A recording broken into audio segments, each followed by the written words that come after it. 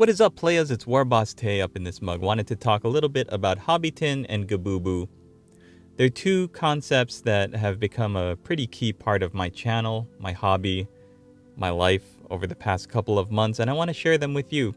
If you feel like either of them resonate with you, or if you think I'm being totally cuckoo for Cocoa Puffs, leave a comment down below before you go, and don't forget to hit that like button to let my video spread out over the interwebs and reach new audiences. Okay, here we go.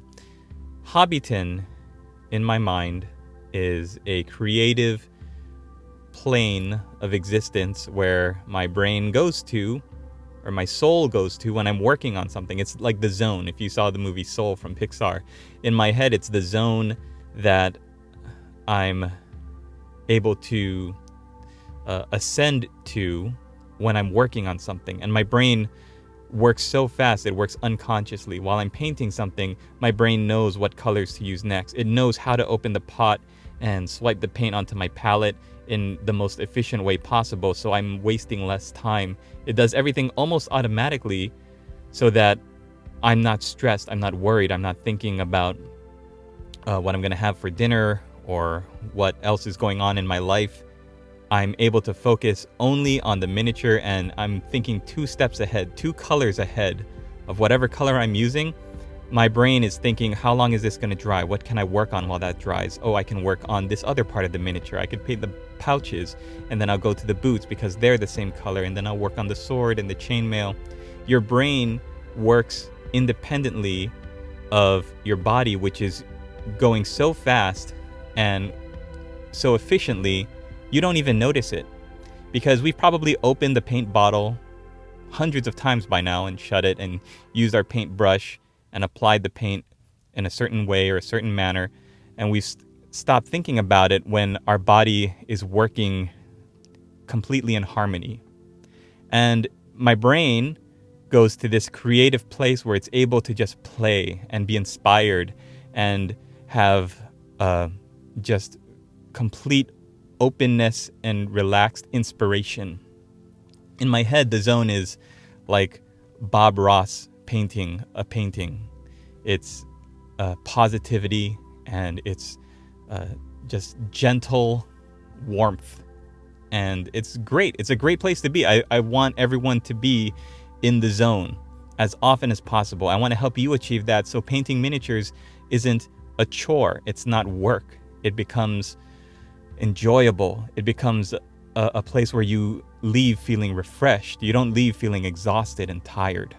And when we do it all together, say in a challenge, a painting challenge, a month-long painting challenge, where we're working every day consistently on our hobby, we're trying to train our brains to bring us into that Hobbyton zone where we can paint and we can be inspired and artistic and completely in tune with what we're doing, then that is the sublime total achievement that I want.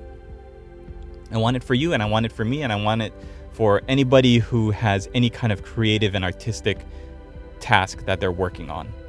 So that's what I try to do with my monthly challenges. And the enemy of Hobbyton, the creature that wants to destroy Hobbyton, that wants to see it obliterated, that wants to blow it up into a million pieces and devour every single bit and morsel of that creative, positive energy. That's Gabooboo. Gabooboo the Magnanimous. I fashioned him on a certain eldritch god that is immortal and cosmic, and you can't defeat it. And that's what Gabooboo is. You cannot defeat real life.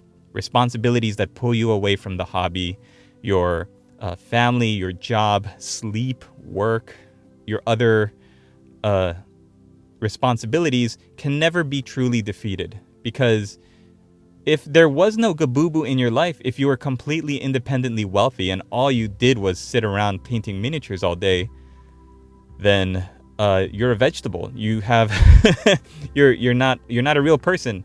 I don't know who you are. Are you Jeff Bezos? If so, I would like some money, please. But if you are a normal person, you have Gabooboo over your shoulder. His shadow darkens your hobby space all the time because he's always trying to get you to put down the brush, to stop painting, stop spending time on your hobbies. You have chores to do. You have family to take care of. You have to go to sleep because you have a full-time job. And like I said, that is perfectly fine because Gabooboo can never truly be defeated, but Gabooboo can be kept outside of the walls of Hobbyton. We can keep him away. And we do that by balancing the work and the hobby. If you need to spend time with your family when you come home from work, you work all day, then do your hobbying in the morning. Paint your miniatures at an off time so that you can get enough sleep and you can balance everything else in your life. That's the trick of keeping Gabooboo away from Hobbyton. Because if we ever let that creature in, if we ever let the insurmountable press and weight of other things going on in our life, then that's what causes us to put our brushes down, to box up all of our miniatures, to sell it all at a garage sale for like $1, to sell it on eBay, to give it to your niece or your nephew and say, you know what, this is something I used to do when I was young, and I don't have time for it anymore. So you just get rid of it. And that's what Gabooboo wants. And so we don't want to let Gabooboo win. We want to fight Gabooboo as much and as often as possible. And if we do it correctly, we'll grow old and gray, and and Gabooboo will grow old and gray with us. And like the monster from It Follows, even though it can't be defeated, it can be lived with. So my goal is to keep Hobbyton alive and vibrant, and to spread the good word of Hobbyton far and wide, and to warn people and give people the chance to fight off their own Gabooboo the Magnanimous, whatever yours might be, whatever is pulling you away from the hobby table.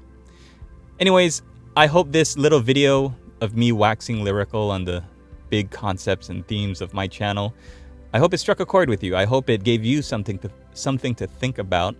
And if you'd like to chime in, please leave me a comment down below.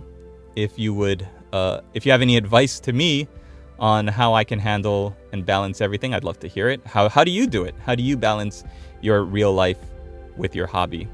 I think sharing our techniques and giving advice to each other is very valuable and important. And like I said, you know, I think Bob Ross is the master.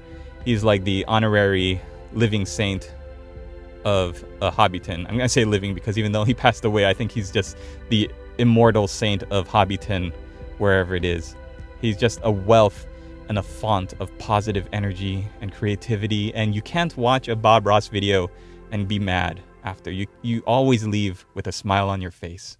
That's what I want to do. That's what I want to project. I want to project good, positive energy out into the universe, and hope that it gives you that lift, that inspiration you need to work on your miniatures, to be productive, and to enjoy it. Isn't that what we want? We want to have awesome looking armies. We want to have a good time painting them so it doesn't feel like we're fighting our miniatures. And we want to show them off and share them with the world and have a good time doing it. So thanks for watching, everybody. Hope you enjoyed it. These pictures are from when the Lady Boss and I went to Malta. I think this was the temple or the Church of John the Baptist. And it was a beautiful place. I hope you enjoyed watching it, and I hope you enjoyed listening to me ramble on. Thanks for checking it out. Join me on the Discord. If you'd like to support my work, you can become a patron of my studio, and we'll see you in the next video. Latest, players!